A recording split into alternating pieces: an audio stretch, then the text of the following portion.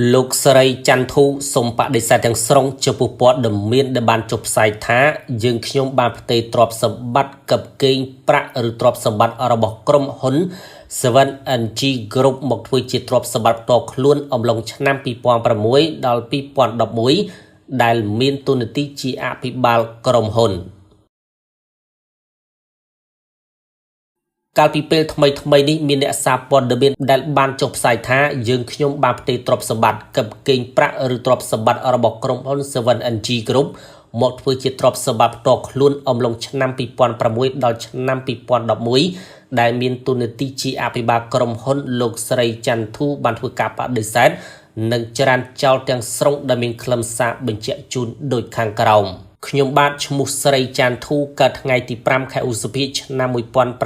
1980សញ្ជាតិខ្មែរនិងប្រពន្ធឈ្មោះឡុងនាងវចនាកើតថ្ងៃទី9ខែធ្នូឆ្នាំ1982សញ្ជាតិខ្មែរអាសយដ្ឋានផ្ទះលេខ17ផ្លូវ422ភូមិ13សង្កាត់ទលេបាសាក់ខណ្ឌចំការមនរាជធានីភ្នំពេញលេខទូរស័ព្ទ099 77 7 គោរពជូនបណ្ដាញសារព័ត៌មានទូទាំងប្រទេសជាតិកម្ពុជាជាទីគោរពដ៏ខ្ពង់ខ្ពស់កម្មវត្ថុស្នើសុំបដិសេធទាំងស្រុងចំពោះព័ត៌មានដែលបានចុះផ្សាយថាយើងខ្ញុំបានផ្ទេរទ្រព្យសម្បត្តិកឹបកេងប្រាក់ឬទ្រព្យសម្បត្តិរបស់ក្រុមហ៊ុន 7NG Group មកធ្វើជាទ្រព្យសម្បត្តិផ្ទាល់ខ្លួនអំឡុងឆ្នាំ2006ដល់ឆ្នាំ2011ដែលមានតួនាទីជាអភិបាលក្រុមហ៊ុនយោងសេចក្តីប្រកាសព័ត៌មានរបស់ក្រុមហ៊ុន 7NG ចុះថ្ងៃទី9ខែតុលាឆ្នាំ2025សេចក្តីថ្លែងការណ៍របស់ក្រុមហ៊ុន 7NG ចុះថ្ងៃទី12ខែវិច្ឆិកាឆ្នាំ2024លិខិតប្រកាសរបស់ក្រុមហ៊ុន 7NG ចុះថ្ងៃទី12ខែមិថុនាឆ្នាំ2023សំណុំរឿងព្រហ្មទណ្ឌលេខ8290ចុះថ្ងៃទី27ខែធ្នូឆ្នាំ2024ដែលលោកឪពុកស្រីសុធីអុកញ៉ាស្រីច័ន្ទថនលោកស្រីចន្ទថានិងលោកស្រីសុធីរិទ្ធបានប្តឹងយើងខ្ញុំពីបទឆោបោកនិងរំលោភទំនុកចិត្តដីកាសម្រាប់ដំណើររឿងទុកឥតចាត់ការលេខ292អយញោរបស់អាយកាអមសាលាដំបូករាជធានីភ្នំពេញសេចក្តីសម្រាប់ដំកល់ដីកាដំកល់រឿងទុកឥតចាត់ការលេខ276សតប្រក025របស់មហាអាយកាអមសាលាដំបូករាជធានីភ្នំពេញយើងខ្ញុំបានប្តឹងបកវិញពីបទបរិហាបង្កាច់គេប្រព្រឹត្តទៅនៅរាជធានីភ្នំពេញនៅថ្ងៃទី24ខែធ្នូឆ្នាំ2024ផុសតាងការប្រកុលមូលបទានបត្តិជាសហុយនៃការធ្វើបានដីទាំងអស់ជូនចំពោះលោកឪពុកស្រីសុធាសរុបទឹកប្រាក់ចំនួន$3,992,459សម្រាប់ប្រើប្រាស់និងធ្វើបានដីទាំងអស់ឲ្យខ្ញុំបាទស្រីច័ន្ទធូផុសតាងសារសម្លេងតាមរយៈ Telegram និងវីដេអូតបតាមកម្មវត្ថុនិងយោងខាងលើយើងខ្ញុំមានកិត្តិយសសូមជម្រាបជូនដល់សាធារណជនបណ្ដាញក្រុមអ្នកសារព័ត៌មានថ្នាក់ដឹកនាំគ្រប់ជាន់ថ្នាក់មេត្តាជ្រាបថាក្រុមហ៊ុន 7NG Group កំពុងបានញុះញង់កុហកថ្នាក់ដឹកនាំនិងបន្លំសាធារណជនឲ្យមានការយល់ច្រឡំក្រោមលេសអភិវឌ្ឍហេដ្ឋារចនាសម្ព័ន្ធដីឡូជូនអតិថិជន 7NG បុរីសន្តិភាព3ដែលមានចំនួនត្រឹមតែ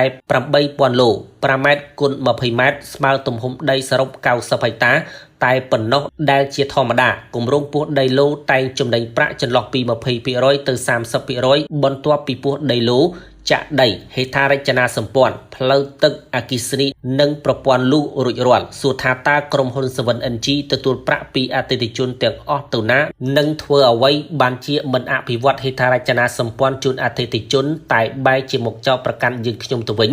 ជាពិសេសគឺបានព្យាយាមបិទបាំងមិនឲ្យគេដឹងអំពីស្ថានភាពអាក្រក់ខាងលើនេះដែលបានកាត់ឡើងដើម្បីយកទ្រព្យសម្បត្តិរបស់យើងខ្ញុំក្នុងការសងបំណុលនៅធនាគារឯកជននិងការប្រើប្រាស់ខុសទិសដៅតែប៉ុណ្ណោះផ្ទុយទៅវិញពួកគាត់បានព្យាយាមរុញស្ថានភាពដ៏អាក្រក់នេះឲ្យយើងខ្ញុំជាអ្នកទទួលខុសត្រូវជំនួសពួកគាត់ទាំងស្រុងតាមរយៈការផ្សព្វផ្សាយព័ត៌មានមូលបង្កាច់បង្ខូចកិត្តិយសការដាក់ពាក្យបណ្ដឹងតវ៉ានិងការទាមទារទ្រព្យសម្បត្តិផ្សេងៗសូម្បីតែផ្ទះឯកជនផ្ទាល់ខ្លួនរបស់យើងខ្ញុំក៏ពួកគាត់ចេញដីការរឹបអូសដែរ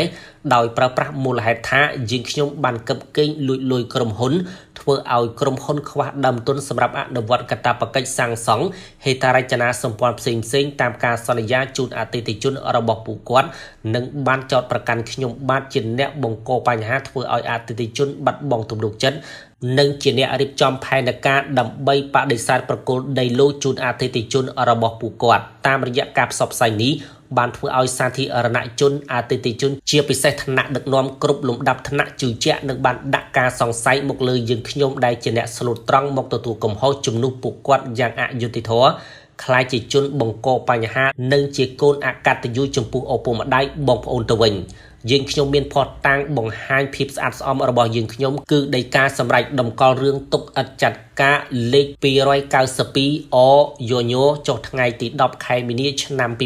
2025របស់អាយកាអមសាឡាដបុករាជធានីភ្នំពេញនិងសេចក្តីសម្រេចដំកល់ដីកាដំកល់រឿងទុកឥតចាត់ការលេខ276សតប្រក025ចុះថ្ងៃទី26ខែមិថុនាឆ្នាំ2025របស់មហាអាយកាសាឡាឧទ្ធរភ្នំពេញដែលពួកគាត់បានប្តឹងយើងខ្ញុំពីបទឆោបោកនិងរំលោភលើទំនុកចិត្តនៅថ្ងៃទី18ខែធ្នូឆ្នាំ2024ទៅអាយកាអមសាឡាដបុករាជធានីភ្នំពេញដោយបានចោទប្រកាន់យើងខ្ញុំថាបានធ្វើការកេងប្រវ័ញ្ចទ្រព្យសម្បត្តិក្រុមហ៊ុនហើយបានយកប្រាក់ចំនួនក្រុមហ៊ុនទាំងអស់ដែលទទួលបានពីអតិថិជនដែលបានបង់ប្រាក់ថ្លៃដីទៅទិញជាច្រើនកន្លែងនៅក្នុងភូមិសាស្ត្រឃុំអរិយក្សត្រស្រុកលវីអែមនិងនៅកន្លែងផ្សេងទៀតហើយរៀបចំធ្វើប្លង់កម្មសិទ្ធិដាក់ឈ្មោះខ្លួនឯង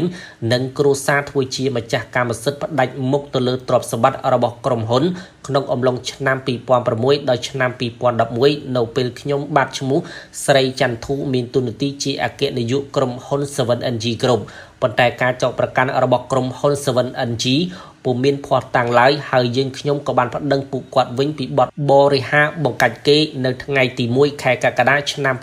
2025ទៅអាយកាអមសាឡាដបុករាជធានីភ្នំពេញបច្ចុប្បន្នសំណុំរឿងដែលយើងបានប្តឹងពួកគាត់ត្រូវតំណាងអាយកាអមសាឡាដបុករាជធានីភ្នំពេញចេញដីកាសន្និដ្ឋានបញ្ជូនរឿងឲ្យស៊ើបសួររួចហើយអាស្រ័យដោយបានគោរពជម្រាបជូនខាងលើយើងខ្ញុំសូមជម្រាបជូនសាធារណជនបណ្ដាញសារព័ត៌មាននិងថ្នាក់ដឹកនាំគ្រប់ជាន់ថ្នាក់មេត្តាជ្រាបដោយក្តីអនុគ្រោះសូមមេត្តាទទួលនៅសេចក្តីគោរពដ៏ខ្ពង់ខ្ពស់បំផុតអំពីយើង